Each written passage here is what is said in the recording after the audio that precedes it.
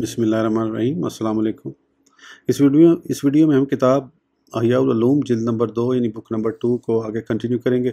उससे पहले अगर आपने सब्सक्राइब नहीं किया तो सब्सक्राइब कर लें और बेल आइकन प्रेस कर दें। तो शुरू करते हैं। सैयदना अता बिन नबी रब्बाह रहमतुल्लाह अलैह की अब्दुल मुल्क को नसीहत।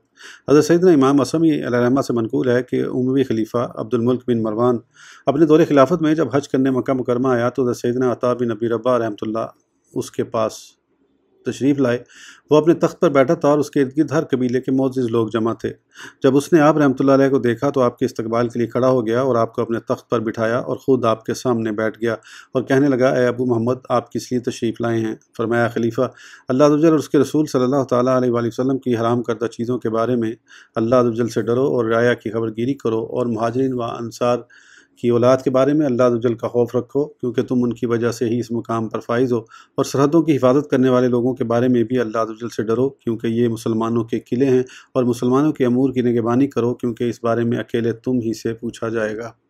और उन लोगों के बारे में भी अल्लाह अज़्ज़ व जल से डरो जो तुम्हारे दरवाज़े पर हैं, उनसे गाफिल न रहो और उन पर अपने दरवाज़े बंद न करो। अब्दुल मुल्क बिन मरवान ने कहा, मैं ऐसे ही करूँगा। फिर आप रहमतुल्लाह अलैह खड़े हुए तो अब्दुल मुल्क बिन मरवान ने आपको पकड़ कर कहा, ए अबू मोहम्मद, आप रहमतुल्लाह अलैह ने दूसरों की ज़रूरतों के मुतालिक फरमाया है जिसे हम पूरा करेंगे, आपको किस चीज़ की ज़रूरत है? हज़रत सैयदना अता बिन नबी रब्बाह ने फरमाया, मुझे मखलूक से कोई हाजत नहीं। फिर आप रहमतुल्लाह अलैह वहाँ से तशरीफ़ ले गए तो खलीफा अब्दुल मुल्क ने कहा, शर्फ़ व बुज़ुर्गी इसे कहते हैं। सैयदना अता बिन नबी रब्बाह रहमतुल्लाह की वलीद को नसीहत। मनक़ूल है कि उमवी खलीफा वलीद बिन अब्दुल मुल्क ने एक दिन दरबान से कहा, दरवाज़े पर खड़े हो जाओ और जब वहाँ से कोई शख्स गुजरे तो उसे मेरे पास ले आना ताकि वो मुझसे बातें करे। चुनांचे दरबान कुछ देर दरवाज़े पर खड़ा रहा तो हज़रत सैयदना अता बिन नबी रब्बाह रहमतुल्लाह वहाँ से गुजरे। दरबान उन्हें नहीं जानता था। उसने आपसे कहा, है शेख, खलीफा के पास जाइए क्योंकि उन्होंने इसका हुक्म दिया है। चुनांचे आप अंदर पहुँचे। हज़रत सैयदना उमर बिन अब्दुल अज़ीज़ रहमतुल्लाह भी वहाँ मौजूद थे। जब आप वलीद के करीब हुए तो आपने उससे कहा, है वलीद, अस्सलाम अलैका। ये सुनकर वलीद दरबान पर गज़बनाक होकर कहने लगा, तेरी हलाकत हो, मैंने तुम्हें ऐसे शख्स को लाने को कहा था जो मुझसे बातें करे और किस्से कहानियाँ सुनाए, लेकिन तू मेरे पास ऐसे शख्स को लाया है जो मुझे उस नाम के साथ पुकारना पसंद नहीं करता जिसे अल्लाह अज़्ज़ व जल ने मेरे लिए पसंद फरमाया है। दरबान ने उससे कहा, इनके अलावा दरवाजे पर से कोई नहीं गुजरा। फिर वलीद ने आपसे कहा, बैठ जाइए। उसके बाद वो आपकी तरफ मुतवज्जा होकर बातें करने लगा। हज़रत सैयदना अता बिन नबी रब्बाह रहमतुल्लाह ने फरमाया, हमें खबर पहुंची है कि जहन्नुम में एक वादी है जिसे हबहब कहा जाता है। उसे अल्लाह अज़्ज़ व जल ने हर उस हाकिम के लिए तैयार किया है जो अपने हुक्म में जुल्म करता है। ये कौल सुनकर वलीद ने एक चीख मारी। वो मजलिस के दरवाजे की दहलीज पर बैठा था और बेहोश होकर मजलिस के दरमियान पुश्त के बल गिर पड़ा। हज़रत सैयदना उमर बिन अब्दुल अज़ीज़ अलैहिर्रहमा ने यह देखा तो हज़रत सैयदना अता बिन नबी रब्बाह रहमतुल्लाह से फरमाया, आपने खलीफा को हलाक कर दिया। ये सुनकर आप रहमतुल्लाह अलैह ने हज़रत सैयदना उमर बिन अब्दुल अज़ीज़ का बाजू पकड़ा और बहुत ज़ोर से दबाते हुए फरमाया, ए उमर, आखिरत का मामला बहुत सख्त है। आप रहमतुल्लाह तआला अलैह फरमाते हैं, उनके दबाने की वजह से एक मुद्दत तक मेरे बाजू में दर्द रहा। सैयदना इब्ने शुमैला रहमतुल्लाह की अब्दुल मुल्क को नसीहत। हज़रत सैयदना इब्ने शुमैला रहमतुल्लाह जो अक्ल और अदब के साथ मौसूफ थे, आप अब्दुल मुल्क बिन मरवान के पास गए तो खलीफा अब्दुल मुल्क ने आपसे कहा, कुछ कहिए। आप रहमतुल्लाह तआला ने फरमाया, मैं क्या कहूँ, आप तो जानते हैं कि मुतकल्लिम का हर कलाम उस पर वबाल है सिवाय उस कलाम के जो अल्लाह अज़्ज़ व जल के लिए हो। उस पर खलीफा अब्दुल मुल्क रोने लगा। फिर उसने कहा, अल्लाह अज़्ज़ व जल आप पर रहम करे। लोग हमेशा एक दूसरे को नसीहत और वसीयत करते आए हैं। आप रहमतुल्लाह अलैह ने फरमाया, खलीफा, क़यामत की हौलनाकी और उसकी दहशत से वही लोग निजात पाएंगे जिन्होंने अपने नफ्स को नाराज़ करके अल्लाह अज़्ज़ व जल को राज़ी किया होगा। खलीफा अब्दुल मुल्क रोने लगा। फिर उसने कहा, ज़रूर मैं इन कलमात को मिसाल बनाकर मरने तक अपने पेश नज़र रखूँगा। सैयदना हसन बसरी रहमतुल्लाह की हज्जाज बिन यूसुफ को नसीहत। हज़रत सैयदना इब्ने आयशा रहमतुल्लाह से मरवी है कि हज्जाज बिन यूसुफ ने बसरा और कूफा के फ़ुक़हा को बुलाया तो हम उसके पास गए और आने वालों में सबसे आखिर में हज़रत सैयदना हसन बसरी रहमतुल्लाह तशरीफ़ लाए। हज्जाज ने कहा, अबू सईद को मरहबा, मेरे पास तशरीफ़ लाइए। फिर उसने एक कुर्सी मंगवा कर अपने तख्त की एक जानिब रखी। चुनांचे आप रहमतुल्लाह तआला अलैह इस पर तशरीफ़ फरमा हो गए। हज्जाज ने हमसे गुफ्तगू और बातें पूछना शुरू की। दौरान गुफ्तगू जब खलीफा चहारम अमीरुल मोमिनीन हज़रत सैयदना अली मुर्तज़ा करमल्लाह वजह का जिक्र मुबारक हुआ तो उसने आप रज़ियल्लाहु अन्हु की शान में नाज़ेबा अल्फाज कहे और हम उसके शर के बायस डरते हुए दिल में बुरा जानकर बज़ाहिर उसकी हाँ में हाँ मिलाते रहे, जबकि हज़रत सैयदना हसन बसरी अलैहिर्रहमा अपने अंगूठे को दांतों में दबाए खामोश बैठे रहे। हुज्जाज ने आप रहमतुल्लाह से कहा, अबू सईद, क्या वजह है कि मैं आपको खामोश देखता हूँ? आप रहमतुल्लाह तआला अलैह ने फरमाया, मैं कुछ नहीं कह सकता। उसने कहा, अबू तुराब यानी अमीरुल मोमिनीन हज़रत सैयदना अली मुर्तज़ा करमल्लाह वजह के बारे में मुझे अपनी राय से आगाह कीजिए।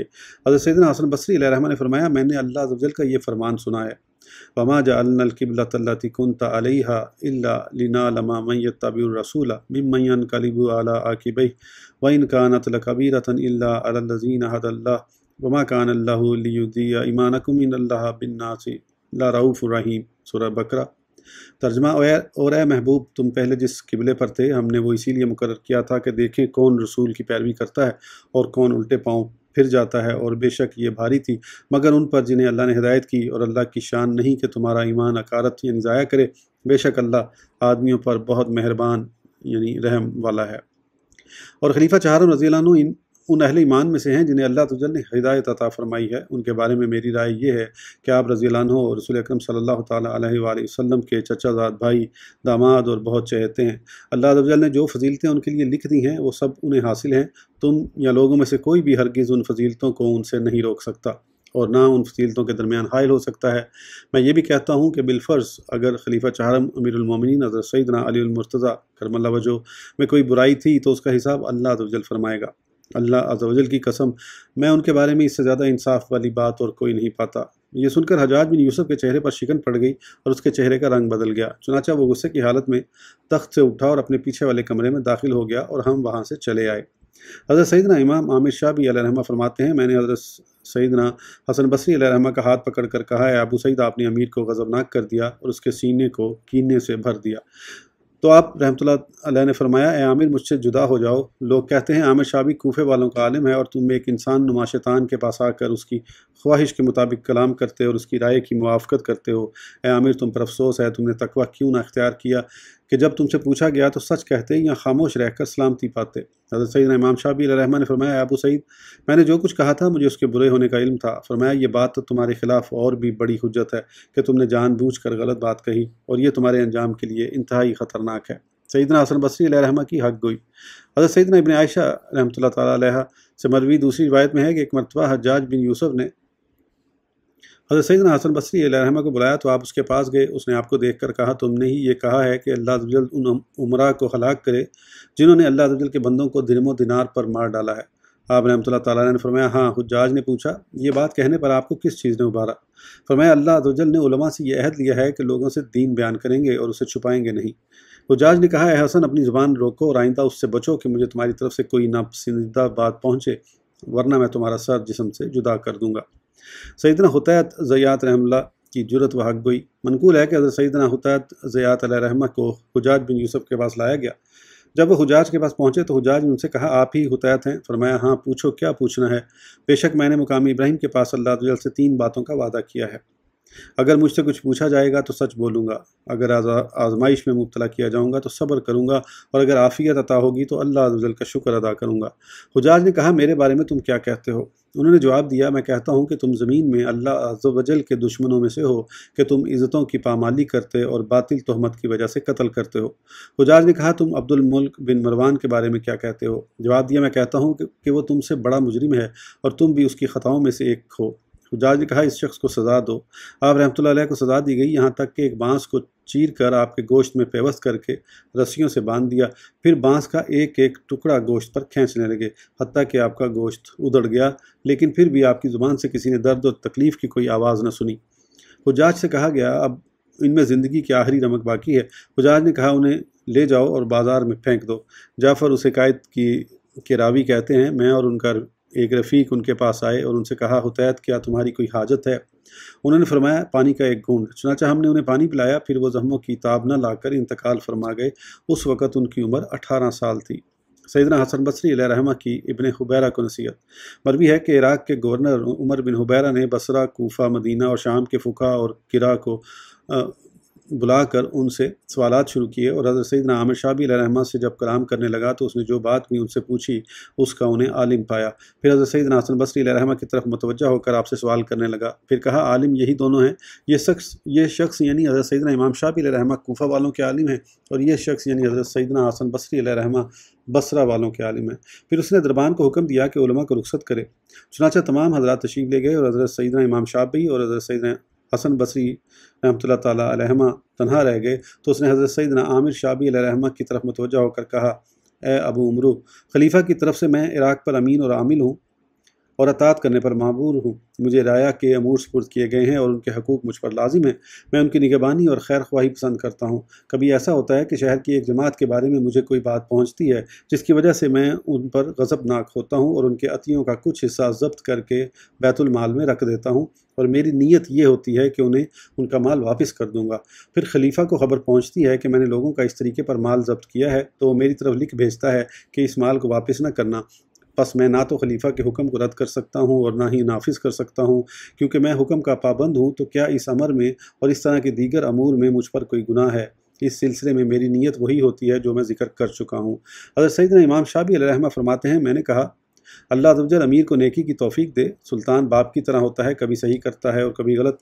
میری اس بات سے عمر بن حبیرہ بہت خوش ہوا اور اسے پسند کیا، اور میں نے اس کے چہرے میں بشاشت دیکھی اور اس نے اللہ عز و جل کی حمد کی۔ پھر حضرت سیدنا حسن بصری علیہ رحمہ کی طرف متوجہ ہو کر کہا، اے ابو سعید، آپ کیا فرماتے ہیں؟ تو آپ رحمۃ اللہ تعالیٰ نے فرمایا، میں نے امیر کی بات سنی، وہ کہتا ہے کہ وہ خلیفہ کی طرف سے بصرہ پر امین اور عامل ہے اور خلیفہ کی اطاعت پر مامور ہے، نیز رعایا اس کے سپرد کی گئی ہے اور ان کا حق خیر خواہی اور نگہبانی اس پر لازم ہے۔ رعایا کا حق تو تم پر لازم ہے اور تم پر واجب ہے کہ ان کی خیر خواہی کرو۔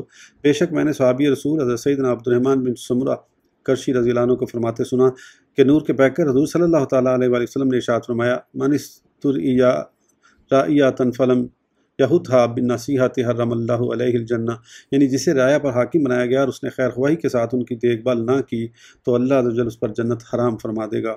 اور تم جو یہ کہتے ہو کہ بسا اوقات میں عطیات میں سے تھوڑا بہت اس نیت سے ضبط کر لیتا ہوں تاکہ ان کی اصلاح ہو جائے اور وہ اطاعت گزار بن جائیں، اور اس کی خبر جب خلیفہ کو پہنچتی ہے تو وہ تمہاری طرف واپس نہ کرنے کی ہدایت کرتا ہے، اور اس پر تم یہ کہتے ہو کہ میں نہ تو اس کے حکم کو رد کر سکتا ہوں اور نہ ہی نافذ کر سکتا ہوں، حالانکہ اللہ عز و جل کا حق خلیفہ کے حق سے زیادہ اور اس کی اطاعت کا حق سب سے بڑھ کر ہے، اور اللہ عز و جل کی نافرمانی میں کسی مخلوق کی اطاعت جائز نہیں۔ لہذا تم خلیفہ کی تحریر کو اللہ عز و جل کی کتاب پر پیش کرو، اگر اسے کتاب اللہ کے موافق پاؤ تو اس پر عمل کرو، اور اگر خلاف پاؤ تو ترک کر دو۔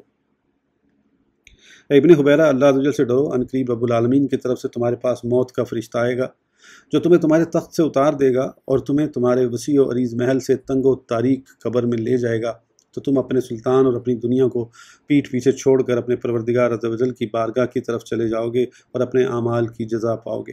اے ابن حبیرہ، بے شک اللہ عز و جل تمہیں یزید بن عبد الملک سے بچا سکتا ہے، لیکن یزید تمہیں اللہ عز و جل کے عذاب سے نہیں بچا سکتا، اور بے شک اللہ عز و جل کا حکم تمام حکموں پر فائق ہے، اور اللہ عز و جل کی نافرمانی میں کسی مخلوق کی اطاعت نہیں کی جا سکتی۔ میں تمہیں اللہ عز و جل کے عذاب سے ڈراتا ہوں جو مجرموں سے پھیرا نہیں جائے گا۔ یہ سن کر ابن حبیرہ نے آپ رحمۃ اللہ تعالیٰ علیہ سے کہا، اے شیخ، آپ نے آپ پر رحم کرو اور خلیفہ کے ذکر سے باز رہو، کیونکہ خلیفہ علم، حکم اور فضل والے ہیں۔ اللہ عز و جل نے انہیں جانتے ہوئے ہی اس امت کی ذمہ داری ان کے سپرد کی ہے، اور اللہ عز و جل ان کی فضیلت اور نیت کو خوب جانتا ہے۔ حضرت سیدنا حسن بصری علیہ رحمہ نے فرمایا، اے ابن حبیرہ، حساب تمہارے پیچھے ہے، کوڑے کے بدلے کوڑا اور غصے کے بدلے غصہ ہے، اور اللہ عز و جل کی نظر سے کچھ غائب نہیں ہے۔ اے ابن حبیرہ، اگر تم ایسے آدمی سے ملاقات کرو جو تمہیں تمہارے دین کے بارے میں نصیحت کرے اور تمہیں آخرت کی رغبت دلائے، تو یہ تمہارے لیے اس شخص کے ساتھ ملاقات کرنے سے بہتر ہے جو تمہیں دھوکہ دے اور امید دلائے۔ یہ سن کر ابن حبیرہ کے چہرے کا رنگ بدل گیا اور وہ اٹھ کھڑا ہوا۔ حضرت سیدنا امام شافعی علیہ رحمہ نے حضرت سیدنا حسن بصری علیہ رحمہ سے فرمایا، اے ابو سعید، آپ نے امیر کو غضبناک کر دیا اور اس کے سینے میں کینہ ڈال دیا ہے اور ہمیں اس کے انعام و اکرام سے محروم کر دیا ہے۔ آپ رحمۃ اللہ تعالیٰ نے فرمایا، اے عامر، مجھ سے جدا ہو جاؤ۔ حضرت سیدنا امام شافعی علیہ رحمہ فرماتے ہیں، اس کے بعد حضرت سیدنا حسن بصری علیہ رحمہ کے پاس تحائف اور نذرانے آئے اور ان کی قدر و منزلت ہوئی، جبکہ ہماری قدر و منزلت ہوئی نہ ہمیں کچھ دیا گیا۔ واقعتاً وہ اسی اعزاز کے اہل تھے جو انہیں ملا، اور ہم اسی کے اہل تھے جو ہمارے ساتھ کیا گیا۔ میں نے جتنے بھی علماء دیکھے ان میں حضرت سیدنا حسن بصری علیہ رحمہ کو اس طرح پایا جس طرح خالص عربی گھوڑا نکارہ گھوڑوں میں ممتاز ہوتا ہے۔ ہم جہاں بھی جمع ہوئے وہ ہم پر غالب ہی رہے۔ وہ جو بھی فرماتے اللہ عز و جل کی رضا کے لیے فرماتے، جبکہ ہم عمرہ کی قربت پانے کے لیے کہتے۔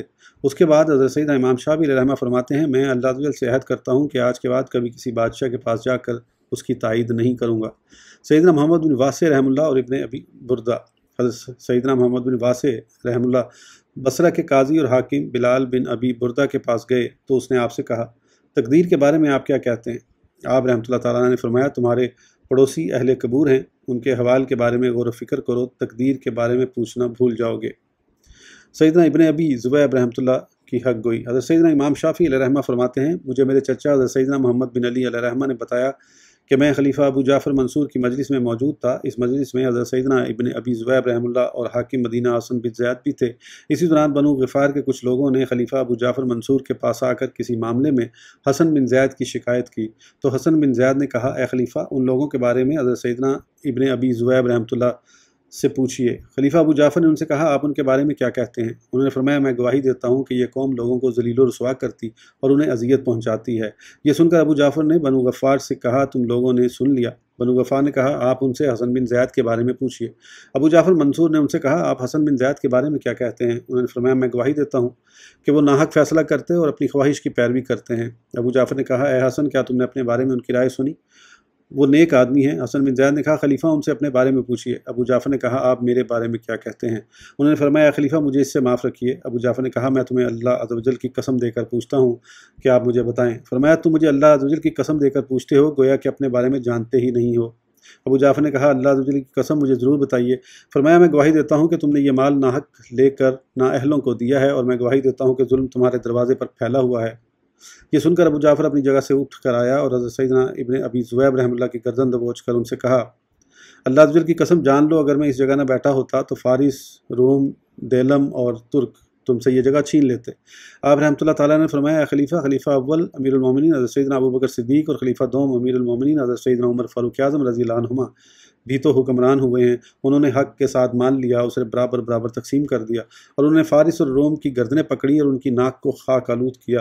ابو جعفر منصور نے آپ رحمۃ اللہ کی گردن چھوڑ دی اور کہا، اللہ عز و جل کی قسم، اگر آپ کا سچا ہونا مجھے معلوم نہ ہوتا تو میں آپ کو قتل کر دیتا۔ حضرت سیدنا ابن ابی ذؤیب رحمہ اللہ نے فرمایا، اے خلیفہ، بے شک میں تمہارے بیٹے مہدی سے بھی بڑھ کر تمہارا خیر خواہ ہوں۔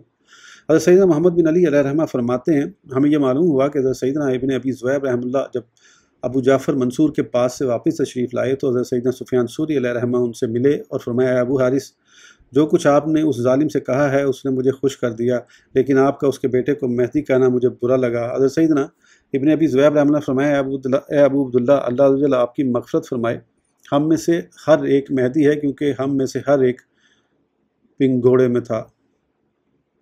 مطلب یہ کہ مہدی ہدایت سے مشتق نہیں بلکہ مہدن سے ہے، جس کے معنی پنگھوڑے کے ہیں اور اس کے ساتھ یا نسبتی لگی ہوئی ہے، یعنی پنگھوڑے والا۔